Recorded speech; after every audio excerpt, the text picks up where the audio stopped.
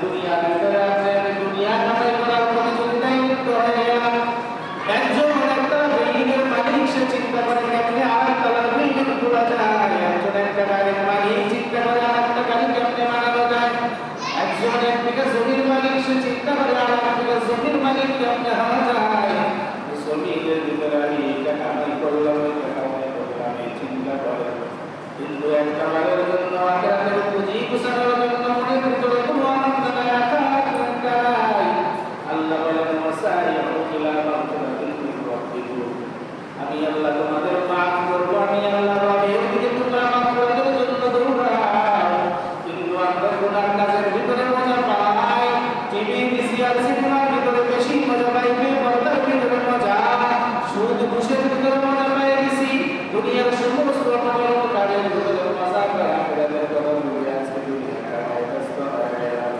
আল্লাহ তাবারক ওয়া তাআলা বলেন দুনিয়ার মানুষ এমন করিয়া চলতে চলতে যদি জাহান্নাম কামাই করিয়া তারপরে আমার কাছে আসো, আল্লাহ তাবারক ওয়া তাআলা জাহান্নামের ভয়াবহতা কোরআনে হাকীমের ভিতরে বলেন ওয়াসিফাল লাযীনা তাকাউ রাব্বাহুম ইলাল জান্নাতি যুমারা হাত্তা ইযা জাআউহা ফুতিহাত আবওয়াবুহা ওয়া ক্বালা লাহুম খাযানাতুহা সালামুন আলাইকুম তিবতুম ফাদখুলুহা খালিদিন।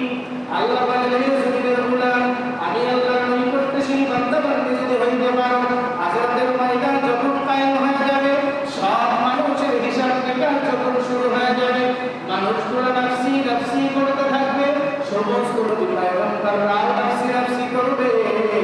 নবী মুসা আলাইহিস সালাতু ওয়াস সালাম, নবী মুসা কালিমুল্লাহ, সেই মুসা কালিমুল্লাহ এখন দাঁড়ায় নাফসি নাফসি করে থাকবে। ইব্রাহিম খলিলুল্লাহ যাকে আল্লাহ খলিল বলে দাঁড়ায়, তিনিও একবার দাঁড়ায় নাফসি নাফসি করে থাকবে। আদম সফিউল্লাহ, আল্লাহ তাবারক ওয়া তাআলা সর্বপ্রথম যেই নবী আদমকে বানাইলেন, সেই আদম নবী এক জায়গায় দাঁড়ায় কাঁদতে থাকবে আর বলবে রব্বি হাবলি নাফসি নাফসি নাফসি করে থাকবে। হযরত ঈসা আলাইহিস সালাতু ওয়াস সালাম কাঁদবে, আল্লাহ তাবারক ওয়া তাআলা সব কিছু পর্যবেক্ষণ করবে, শুধু একটা মানুষ নিজের জন্য কাঁদবে না, তিনি আপনার আমার নবী সাইয়্যিদুনা মুহাম্মাদুর রাসূলুল্লাহ সাল্লাল্লাহু আলাইহি ওয়া আলিহি ওয়া সাল্লাম ওই হাশরের ময়দানে কাঁদবে রব্বি হাবলি ইয়া রাব্বি। সব মানুষগুলো বেচাইনা কাঁদতে থাকবে, আল্লাহ তাবারক ওয়া তাআলা হিসাব নিকাশের পাল্লাদারি করবেন, মিজানের পাল্লাদারি করবেন, সব মানুষের সব আমল-নামার বিচার দেওয়া হবে। আল্লাহ তাবারক ওয়া তাআলা জিজ্ঞাসা করবে, হে দুনিয়ার বনি আদম, হে জমিনের মানুষ, এই যুবক মারে আমি শৈশবকাল দান করেছিলাম, যৌবনকাল দান করেছিলাম, ইজ্জত দিয়েছিলাম, সম্মান দিয়েছিলাম, কোন কাজে ব্যয় করেছো? আল্লাহর বান্দা যদি নাফরমান হয়, মাথা নিচু করিয়া দাঁড়ায় কথা বলতে পারবে না। আল্লাহ ডাক দিয়া বলবে, ফেরেশতার দল, মিজানের পাল্লা হালকা হয়ে গেছে, বাম হাতে আমলনামা দিয়ে দেয়, সব নাফরমানগুলোকে যখন বাম পাশে দাঁড় করায় দিবে, আল্লাহর ফেরেশতা আমলনামা নিয়ে সামনে অগ্রসর হয়ে যাবে। আল্লাহ ডাক দিয়া বলবে, ও ফেরেশতার দল, ওই নাফরমানগুলোকে সোজা বাম হাতে আমলনামা দিও না। ফেরেশতারা বলে, মালিক কেমন করিয়া আমলনামা দিয়ে দিও? সুন্নি বর্ণনায় রাহমাতুল্লাহ আলাইহি নবী বলেন, গুনাহগার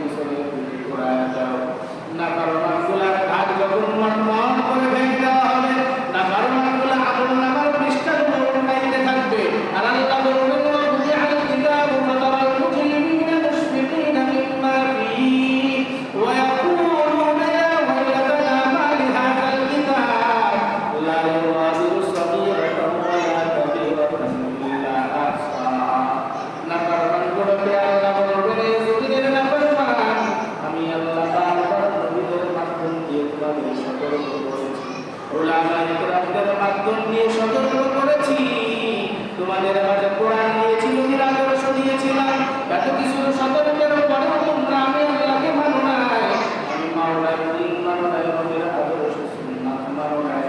আজকে যে কিতাব তোমার আগে দেওয়া হলো, এই কিতাবের ভিতরে দেখো কোনো কিছু ভুল দেওয়া নাই, নাফরমানগুলো পড়তে থাকবে আর চোখে কানে ফেলাইতে থাকবে আর ডাক দিয়ে বলবে লা ইয়ামালু সগীরাতান ওয়ালা কাবীরাতান ইল্লা আহসাহা।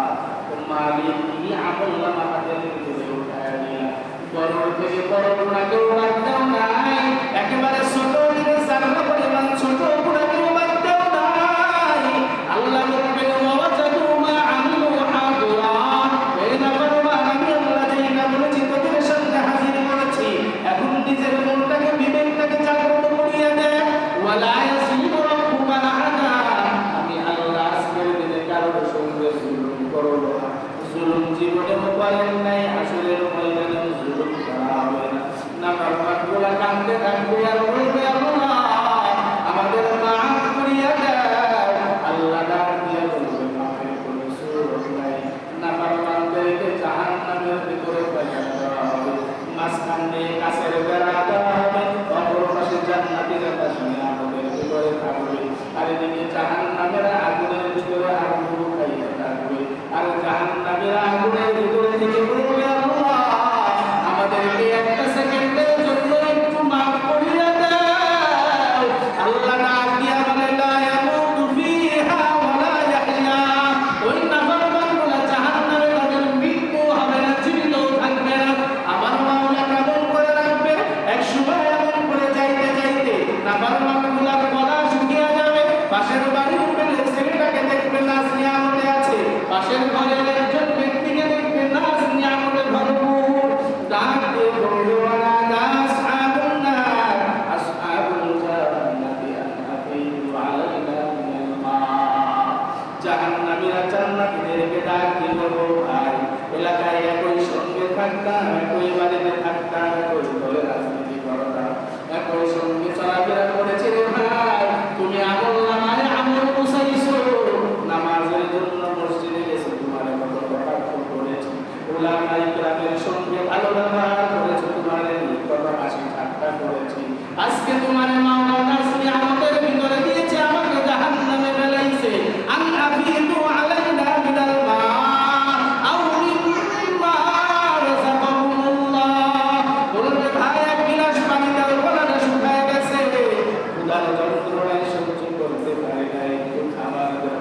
আল্লাহ এদিকে ডাক দিয়ে বলুন ইন্নাল্লাহ হারামা আলাল কাফিরিন, খবরদার জান্নাতীরা জাহান্নামের ভিতর তাকাইতেও পারবে না, এক গিলাস পানি দিলে তারা সারদা পরিমাণ কিছু দিতে পারবে না।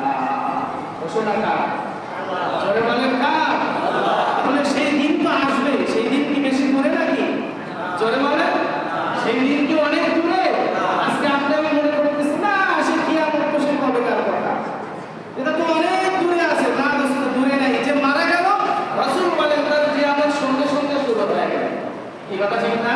তাহলে সেই মৌতের জন্য কত কত সালাম বসাইছে, আল্লাহর দলভুক্ত কি হতে পেরেছি কিনা, না এখনো সে বাইরে বিপদ হত্যা বিপদ হত্যা বলে দলভুক্তই আছে, ইহুদি নাসারাদের দলের ভিতরেই কি আছি? যদি থেকে থাকি তাহলে নিজের মনটাকে এখনো জাগ্রত করে, ইমানের বলে বলিয়ান হয়, দুনিয়ার সব স্বার্থবাদী সব কিছুকে লাভের করে পিছনে ফেলা যাবে, দুনিয়ার কোনো কিছু আপনার আমার উপকারে আসবে না, আসবে না কি জোরে বলেন? যদি আসতোই তাহলে আল্লাহ এই কথা বলতো না ইন্নামা আমওয়ালুকুম ওয়া আওলাদুকুম ফিতনা, তোমার জন্য সম্পদ আর সন্তান এগুলো তোমার ফিতনার বড় কারণ, কি কথা ঠিক না? জোরে বলেন। আজকে সন্তানের একটু আরামের জন্য ঘুষ খাই, সুদ খাই, ছেলে বিয়ে যাতে একটু ভালো থাকে সেই জন্য হারাম কামাই করি, কি কথা ঠিক না? বউটা যাতে একটু ভালো কসমেটিক্স ব্যবহার করতে পারে, বেতন 5,000 হয় না, আরো 50,000 ঘুষ খায়, কেন? সন্তান আর বিবিদের একটু ভালো রাখার জন্য। দোস্ত নিজে একটা বলে চিন্তা করবে না যে এটার কারণে আসরের ময়দানে কবরে আমার কি অবস্থা, কি কথা ঠিক না? এই চিন্তা যদি করতাম তাহলে ঘুষ সুদ বাংলা বাংলা রাখলেও দিতাম না, কেন?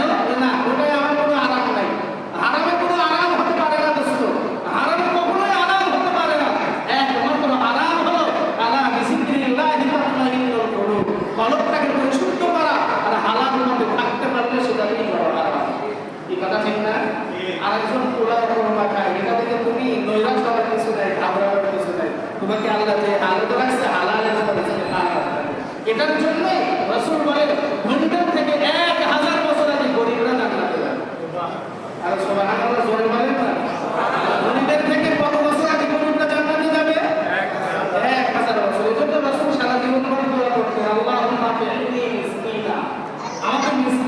অবস্থায় রেখো, আমাকে সচ্ছলতার ভিতরে রাখিও না আল্লাহ, আমাকে হাসরের ময়দানে গরিবদের কাতারে দাঁড় করাবে।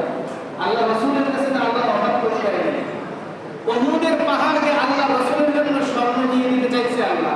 রাসূল বলছেন না, আমার দরকার নেই, আমি ওটা চাই না আল্লাহ, তুমি যা করে আসো এটাই আলহামদুলিল্লাহ। আমাদের আয়েশা সিদ্দিকা রাদিয়াল্লাহু তাআলা আনহা বলেন, মাস কি মাস চলে গেছে আমাদের ঘরের চুলায় আগুন জ্বলতো না। কেন আগুন জ্বলতো না? খাবার ছিল না কই। তাহলে সেই নবীর আদর্শ আজকে আপনারা ভিতরে কেন পেতে পারি না? আমরা তো মুসলমান। এই জন্য সম্মানিত হাজিরিন, পায়ে হাত রেখে বলি, এখনো সময় আছে, এখনো সুযোগ আছে তওবা করার, ফিরে আসার। কি মারা যাবে না ইনশাআল্লাহ? মরনা কবলিত মানুষদের দিকে তাকায় দেখেন, কুমিল্লাবাসীদের দিকে তাকায় দেখেন, তাদের ধন সম্পদ কম ছিল না, সব শেষ। কিছু আছে তাদের, যাদের ঘর বাড়ি সন্তান বিবি বউ বাচ্চা আজকে দেশে চলে গেছে, গরু ছাগল সব ভেসে চলে যাচ্ছে। কিছু আছে তাদের, কিছুই নাই, সুযোগ রূপ নিয়ে বাঁচার জন্য পেরেছান, সম্পদ কিছুই নাই, এটা কিছুই না। এই জন্য বন্যা প্রভাবিত মানুষদের জন্য আমরা দোয়া করি, আর তাদের সাহায্য, তাদের পাশে সাহায্যের জন্য আমরা হাত বাড়াবো। যাদেরকে আল্লাহ অর্থ করে দিয়েছে, যাদেরকে ধন সম্পদ দিয়েছে, এই ধন সম্পদগুলো কাজে লাগান, এখন কাজে লাগান। লাগাবেন না তো কোন সময় কাজে লাগাবেন? বিপদ আসলে সেই সময় এই বিপদ আর ওই অর্থগুলি কাজে আসবে না। কাজে আসবে যখন বলে মৌতের সময় যখন হয়ে যাবে সব করে ফেলতে আমি চলে যাবো। এই জন্য সম্মানিত হাজিরিন, আসুন আল্লাহ তাবারক ওয়া তাআলা এই জাহান্নামের বর্ণনা এখান থেকে যতটুকু বুঝলাম, হাসরের ময়দানের বর্ণনায় যতটুকু বুঝলাম, এখনো সুযোগ আছে কাজ করে তওবা করে আল্লাহর রাস্তায় ফিরে আসা। আল্লাহ আমাদের সবাইকে সহিহ বুঝ দিয়ে কোরআন সুন্নাহ অনুযায়ী আল্লাহর বলবুদ্ধ লোক হয়ে দুনিয়া থেকে বিদায় গ্রহণ করার তৌফিক দান করেন বলে আমিন। দুনিয়ার এই দুরস্ত জিন্দেগিতে শয়তানের ওয়াসওয়াসা থেকে আল্লাহ হেফাজত করে, ওলামায়ে কেরামের সুহবত থেকে আল্লাহ ওয়ালা হওয়ার তৌফিক দান করেন। যা কিছু বলেছি সর্বপ্রথম আমাকে এবং আপনাদের সবাইকে আমল করে জান্নাতি হওয়ার তৌফিক দান করেন।